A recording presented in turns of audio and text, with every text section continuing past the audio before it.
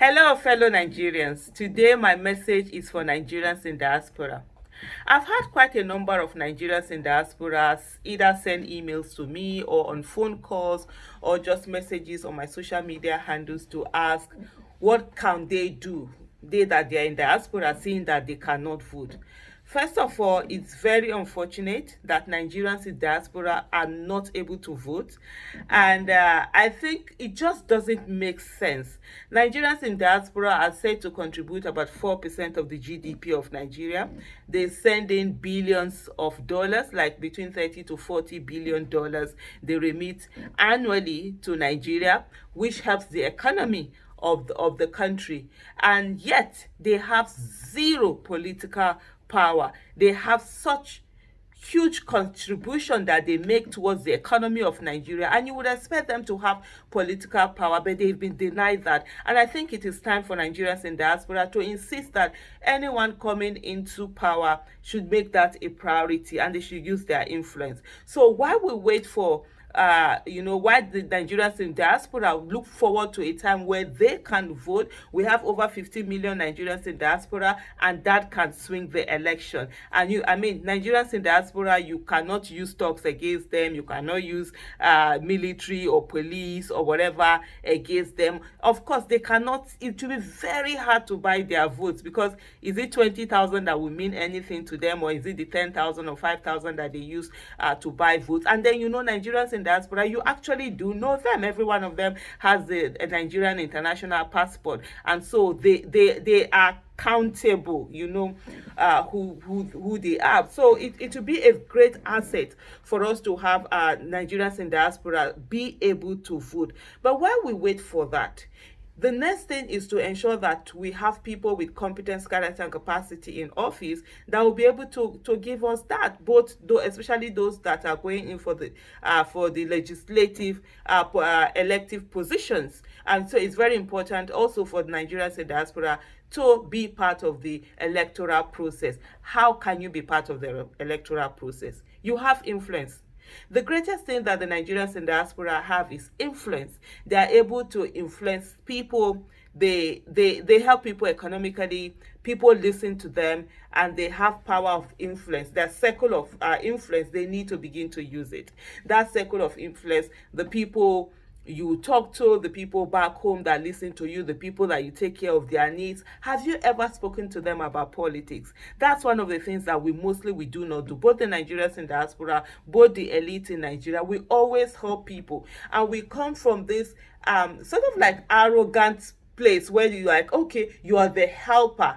You never think that they have something also of importance that you have. And that's where the politicians are actually extremely smarter than we are. The politicians know that the people, especially the poor, they have that vote. And once in every 4 years, they go meet them and say, okay, have this money and let's have your vote. But we never talk politics with the people that we help, the people around that circle of influence. So we need to begin to use that circle of influence. The other thing also is education. We need to talk to people about politics. A lot of people do not understand the relationship between governance and their lives.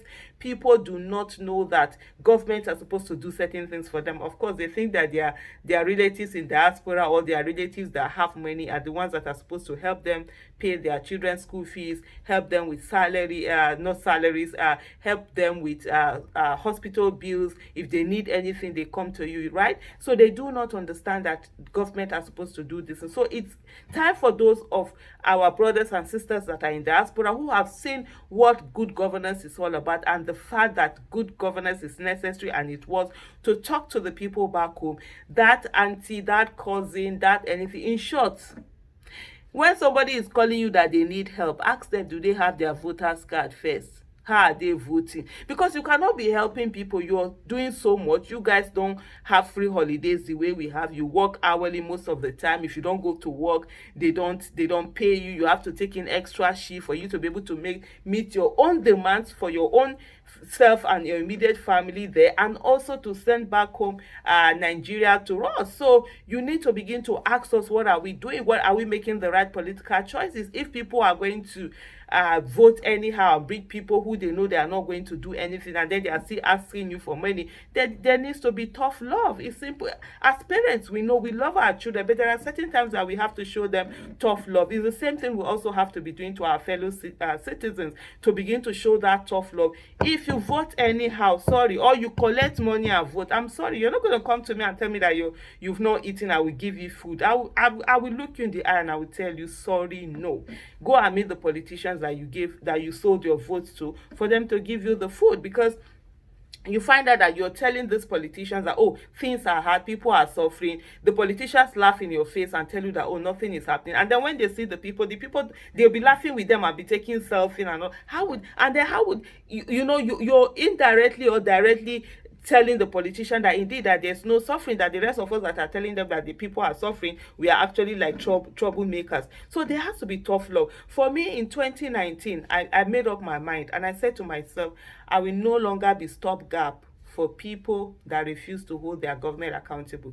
If you don't hold your government accountable, I'm sorry, you have to be responsible for yourself. Don't come and put your trouble on me. That means you don't want to help yourself. Why should I bother myself about helping? And I've always said to people, I don't want to help anybody. I want people to not need my help. I don't want you to come to meet me to pay your children's school fees. I want government to give good quality education so that you do not need to come and ask me for school fees. I want there to be enabling environment for you to try, for your businesses to try, for you to get the right job, for you to get the things that you need to do. I want there to be equity and equality. I want there to be no discrimination, no need for you to look for connection, that you think that you come and meet me to come and get the job, that I will not talk to somebody in office or something, which is something that I don't usually do. I always say to people, I'm sorry. One of the reasons why I have mouth to talk the way I talk and call out anybody, whoever you are, is because I don't ask them for anything. There is nobody, and I repeat it here, nobody in this Nigeria that will say that